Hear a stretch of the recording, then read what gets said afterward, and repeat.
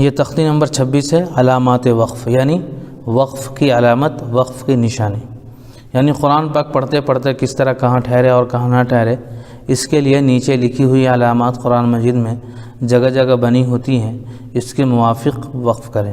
تشریح علامات یہاں پہ آپ دیکھیں گے، علامات یعنی نیچے گول دائرہ ہے، پھر اردو میں 5 لکھا ہوا ہے، پھر میم ہے، پھر طا ہے، پھر جیم ہے، پھر زا ہے، صاد ہے، قاف ہے، کاف ہے، تو گول دائرہ، اس علامت کو آیت کہتے ہیں۔ یہاں ٹھہرنا چاہیے، یعنی ہم اردو میں جب بات کرتے ہیں، جب بات مکمل ہو جاتی ہے تو آدمی ٹھہر جاتا ہے۔ مثال کے طور پہ کہاں جا رہے ہو، یہ آدمی رک گیا۔ اسی طریقے سے کہاں سے آ رہے ہو، آدمی رک گیا۔ تو قرآن بھی چونکہ اللہ کا کلام ہے، تو قرآن کی تلاوت کرتے کرتے کہاں ٹھہرنا ہے، کہاں نہیں ٹھہرنا، وہ اس میں علامت دی گئی۔ چونکہ ہم تو عربی جانتے نہیں ہیں، عربی کے معنی اور مطالب سے ہم واقف نہیں ہیں، اس لیے آسانی کے لیے بتا دیا گیا بھئی یہ سب وقف کی علامت ہیں، آپ یہاں پر رکنے کا مطلب ہے کہ یہاں پہ بات مکمل ہوتی ہے۔ تو یہ گول آیت ہے، اس علامت کو آیت کہتے ہیں، یہاں ٹھہرنا چاہیے۔ اچھا، یہ 5 جو لکھا ہوا ہے یہ مثل آیت کے حکم کے ہے، یہ مثل آیت کے حکم کے ہیں، مطلب یہاں پہ بھی ٹھہرنا چاہیے۔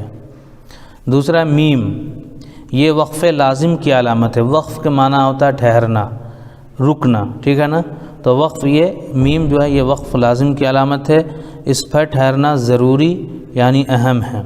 طا وقف مطلق کی علامت ہے، اس پر ٹھہرنا چاہیے۔ جیم وقف جائز کی علامت ہے، یہاں ٹھہرنا بہتر ہے۔ وقف جائز یعنی اجازت ہے وقف کرنے کی، آپ چاہے تو ٹھہر سکتے ہیں۔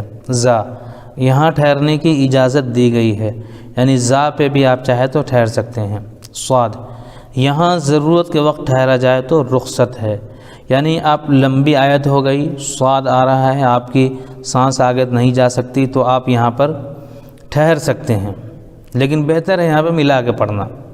قاف یہاں ٹھہرنے میں کوئی حرج نہیں، یعنی قاف کی جگہ پہ بھی آپ ٹھہر سکتے ہیں۔ اسی طرح چھوٹی کاف ہے، اس کا مطلب یہ ہے کہ پچھلی آیت میں جو علامت آ چکی ہے وہی یہاں بھی ہے، یعنی جو علامت پیچھے آپ آیت پڑھ چکے اس میں جو علامت آئی وہی علامت ہے، تو یہاں پہ جو ہے آپ رک سکتے ہیں۔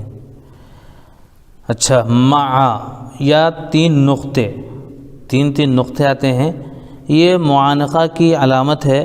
2 جگہ 3 نقطے لکھے ہوتے ہیں، ان میں سے ایک جگہ ٹھہرے اور ایک جگہ ملا کر پڑھے، یعنی جہاں پہ بھی یہ 3 نقطہ آئے گا تو یہ 3 نقطے 2 جگہ آئیں گے، تو ایک جگہ ٹھہریں گے اور ایک جگہ ملا کر پڑھیں گے۔ لیکن جب آپ قرآن کی تلاوت کریں گے تو اس کے حاشیے پہ آپ دیکھیں گے، وہاں پہ عام طور پہ لکھا رہتا ہے عند المتقدمین عند المتاخرین، یعنی وہاں پہ لکھا رہتا ہے کہ کہاں پہ آپ کو رکنا ہے اور کہاں پہ ملا کے پڑھنا رہتا ہے۔ کہیں پہ آتا ہے کہ پہلے 3 جو نقطے آتے ہیں وہاں پہ رکنا، اور دوسرا جو 3 نقطہ آتا ہے وہاں پہ ملا کے پڑھنا۔ لیکن کہیں ایسا بھی ہوتا ہے عند المتاخرین کہ پہلے 3 نقطے کے پاس ملا کے پڑھنا اور آخر کے 3 نقطے کے پاس رکنا، تو یہ چیز ہے۔ قف یہاں ٹھہر جائے تو کوئی حرج نہیں، قف کے معنی بھی جو ہے وہ رکنے ہی کے آتے ہیں۔ صل یہاں بھی ٹھہر سکتے ہیں مگر نہ ٹھہرنا بہتر ہے، صل یعنی ملا کے پڑھنا۔ اس طرح صلا یہاں ملا کر پڑھنا چاہیے۔ لا یہ علامت کہیں آیت پر ہوتی ہے، اس پر ٹھہرنا جائز ہے، اور جہاں عبارت کے درمیان لا ہو وہاں ٹھہرنا جائز نہیں۔ اب قرآن پہ دیکھیں گے، قرآن میں دیکھیں گے یہ لکھا ہے یہ علامت کہیں آیت پر ہوتی ہے، یعنی گول آیت، گول دائرہ جو بنا ہوا ہوتا ہے، تو کہیں کہیں گول دائرے کے اوپر یہ لا لکھا ہوا ہوتا ہے، تو وہاں پہ آپ ٹھہر سکتے ہیں، اجازت ہے۔ لیکن یہ اگر آیت کے اندر ہے، عبارت کے درمیان میں ہے، جہاں پہ کوئی گول دائرہ نہیں ہے، عبارت کے درمیان میں اگر یہ لا لکھا ہوا ہے تو وہاں ٹھہرنا جائز نہیں، وہاں پہ نہیں ٹھہرنا چاہیے۔